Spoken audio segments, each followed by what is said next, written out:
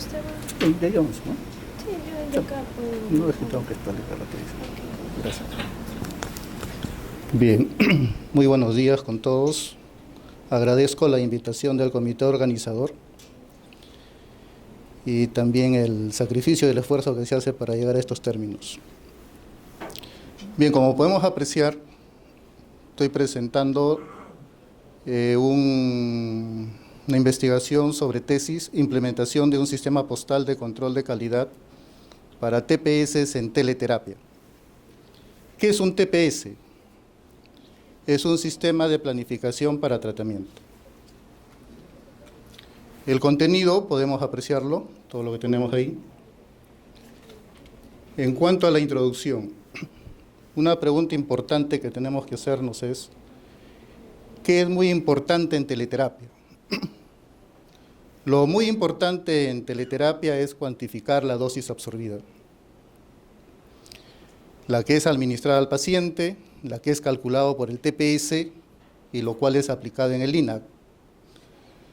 Bueno, dice, las innovaciones tecnológicas de alta complejidad entre TPS y LINAC, o sea, los aceleradores lineales de uso médico, ¿aseguran una cuantificación correcta de la dosis absorbida? La respuesta es no.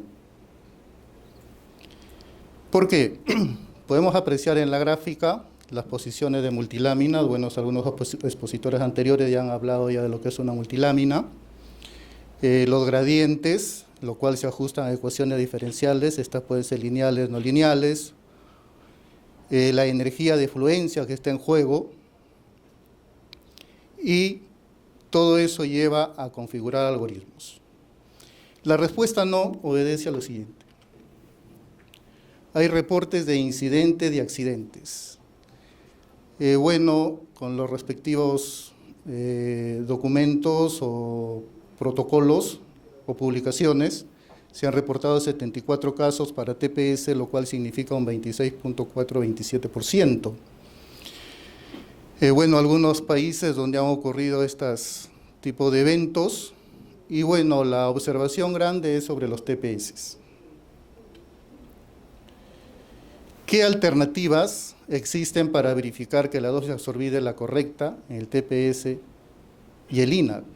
Bueno, todos tenemos esta serie de protocolos, manuales, normas, de los cuales me han servido para como referencia y ajustarme a ciertos parámetros de evaluación. ¿Qué ha propuesto el presente trabajo? Diseñar un maniquí,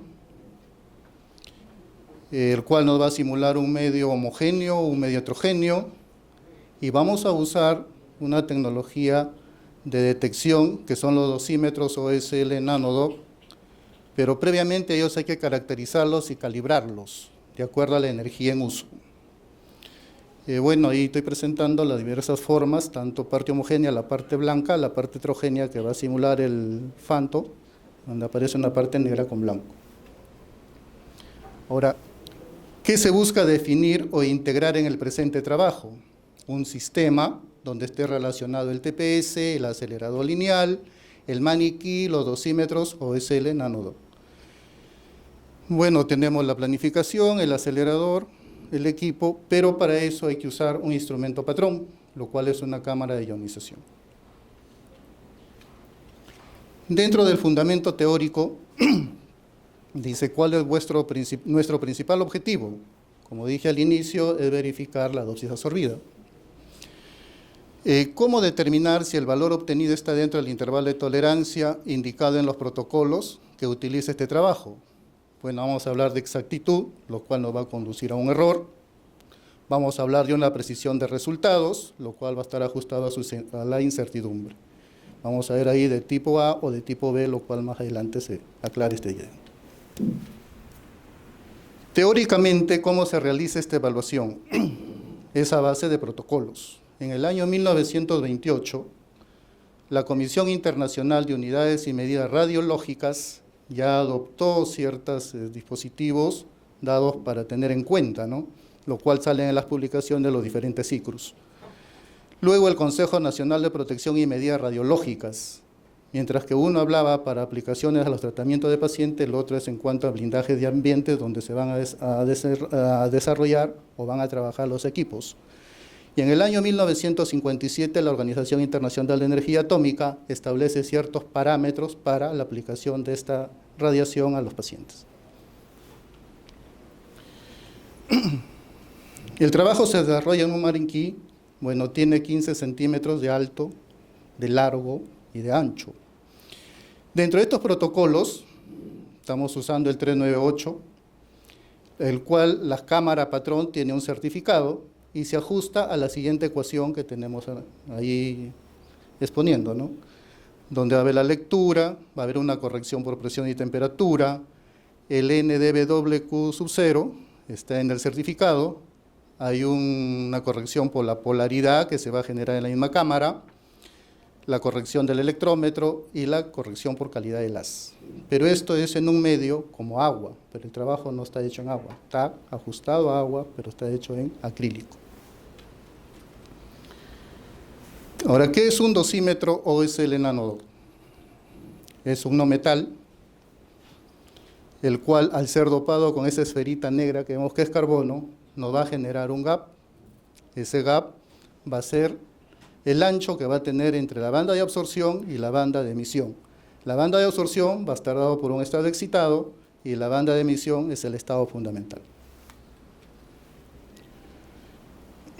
Bueno, al tener la radiación que de color verde va a generar de la banda de conducción en la parte superior que podemos observar y en la parte baja la banda de valencia, lo cual nos va a determinar las trampas para electrones y la trampa para los huecos. Esto es debido a los defectos de la red cristalina de este cristal. Bueno, acá, de una vez que ha recibido esa radiación, también va a emitir una luz azul, la cual va a determinar la cantidad o nos va a dar una lectura. Y algunas características de este cristal, ¿no? Por ejemplo, la característica principal es, hablamos de 5.000 partes por millón, que es al momento que dopamos con carbono a este tipo de elemento, ¿no? El cual le va a dar una alta sensibilidad. Esa dopación, ¿qué cosa va a decir? Donde los centros que registran alta concentración de oxígeno son del orden de 5.000 partes por millón. Bueno, eso lo dicen los investigadores también. ¿Cómo se lleva a cabo el proceso de lectura de los OSL Nanodoc? Bueno, en la primera parte podemos observar que esa perilla está dentro del otro dispositivo a la derecha, el cual me va a dar ciertas posiciones para corregir tanto la parte oscura, calibrar las partes de los LED, porque va a tener un grupo de LED interno. También a la parte más a la derecha, en la parte C, podemos ver cómo el dosímetro de CLD va a ir insertado en este dispositivo y dentro de ello se va a producir un proceso de lo cual va a tener una iluminación de la misma, del mismo contenedor y el mismo dosímetro va a dar una radiación y eso va a ser captado en la laptop, ¿no? Bueno, dentro vamos a tener dos matrices. En el caso de la matriz LED, que viene a ser el estímulo, que tiene que tener una longitud de onda, que a base de los filtros se va a lograr esto, de 540 nanómetros. Luego esa radiación que va a incidir sobre el cristal, el cual lo hemos abierto ahí, tiene que generar también una luz, que es esta luz azul, lo cual es la luminiscencia, y nos va a arrojar una longitud de onda del orden de 420 nanómetros. Esto va a ser captado por un dispositivo que es un tubo fotomultiplicador, lo cual va a hacer la conversión a valores electrónicos y nos va a dar una lectura. Y esa lectura la vamos a llamar más adelante la lectura cruda. Bueno, ahí presento los diversos tamaños de estos dosímetros, que hay desde 1 milímetro hasta 3 milímetros. Ahora dice, ¿existen protocolos específicos como para realizar las lecturas directas a este tipo de dosímetros? La respuesta es que no. Pero se puede adaptar a todas las normas o protocolos manuales que existen, lo cual podemos observar aquí.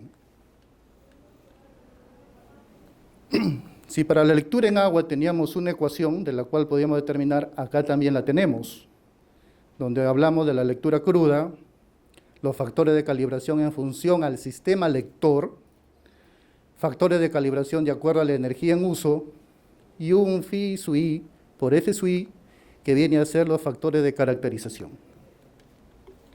Bueno, acá vemos toda la lista de los caracteres de caracterización, lo cual también están sujetos a diversos artículos, manuales, protocolos. De igual manera, ¿no? ¿Cuál es la función del sistema de planificación computarizado? El acelerador es comisionado, pero antes de ser comisionado hay unas pruebas de aceptación. Estas pruebas de aceptación van a indicar qué bondades se ha pedido para que este acelerador tenga, ¿no? Para poder brindar el servicio. Entonces eso se comprueba, luego se comisiona y toda esa data es llenado al planificador, que es un ordenador potente, ¿no? El cual cuenta con un algoritmo. Ahora, este TPS también tiene ciertas limitaciones, ¿no?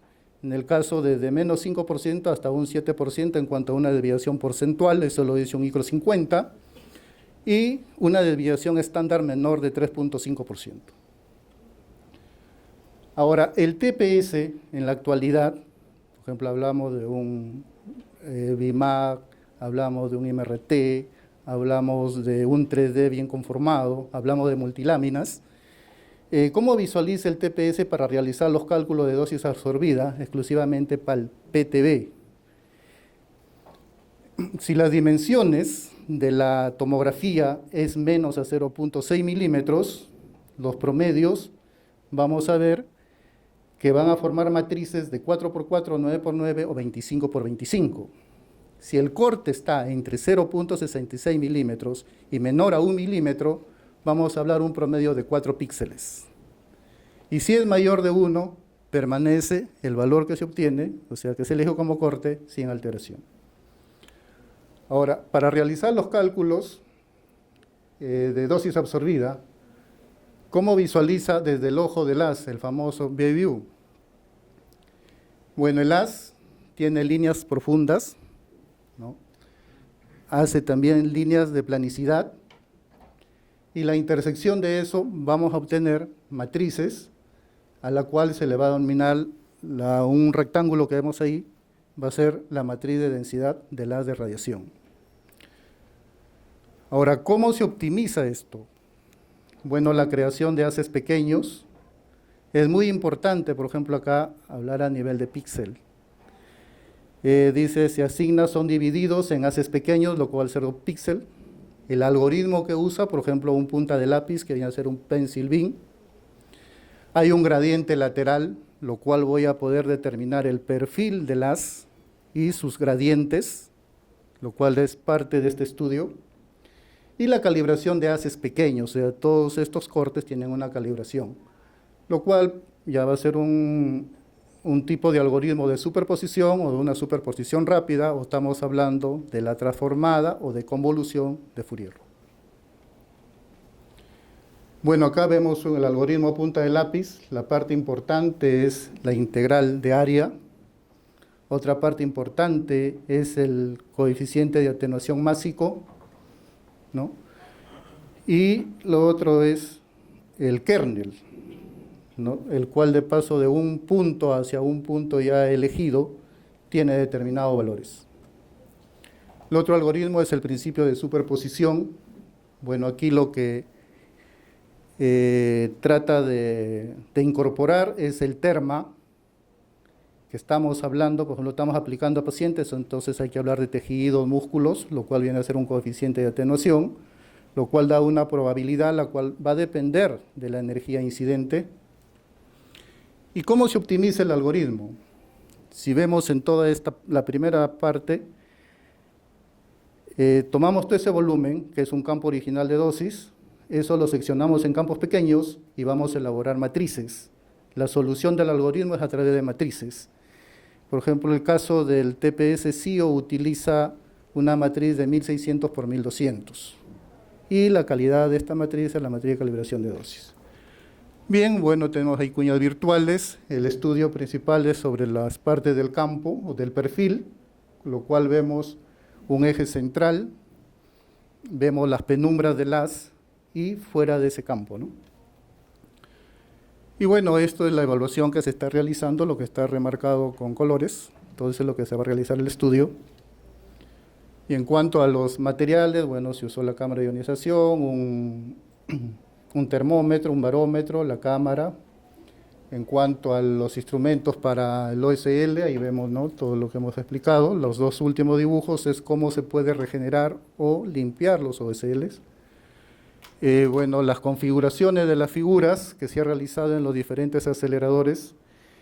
La parte del K3D es un trabajo que se realizó, parte de ello, en el Centro de Radiooncología, y lo que es el CIO se realizó en INEM, y las diferentes geometrías que se han obtenido. Todas estas evaluaciones se llevan a cabo con tablas, lo cual hemos tenido que determinar la caracterización, ¿no?, factor de dependencia lineal, de angular, de dispersión del maniquí. Incluso hemos hecho una evaluación tipo B, ¿no?, en cuanto a certificados, y los perfiles que se ha llevado a cabo en cada uno de ellos. Se ha realizado 4 paquetes de estudios, ¿no? Por ejemplo, uno de los primeros se ha evaluado parte por parte el perfil de LAS, de acuerdo a las tablas con sus restricciones respectivas, ¿no? Y los resultados, bueno, se han obtenido dentro de los parámetros indicados, comparándolos con cada uno de los investigadores. En cuanto a las... Bueno, este es bastante amplio y bueno, por premura del tiempo lo pasamos ahí en una parte. Voy a dejar en la publicación que quizá le van a alcanzar. Vamos a ver en detalle. Bueno, en cuanto a las recomendaciones, se pide usar estos cristales para realizar estudios con técnicas terapéuticas de mayor complejidad, IMRT, tanto el estático como el dinámico, las partes de modulación volumétrica. Las ventajas, bueno, tiene una gran sensibilidad, las mediciones no son afectadas por campos fuertes magnéticos, ¿no? En cuanto a las conclusiones de un primer paquete de estudio que se ha hecho sobre cuñas virtuales, se ha llegado a una conclusión de 1.59 grados en cuanto a la comparación de grados con las cuñas físicas.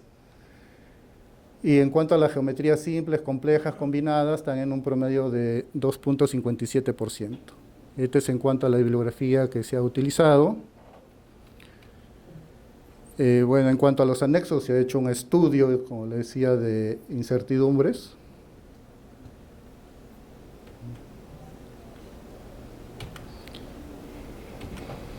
Muy bien, eso es todo. Gracias.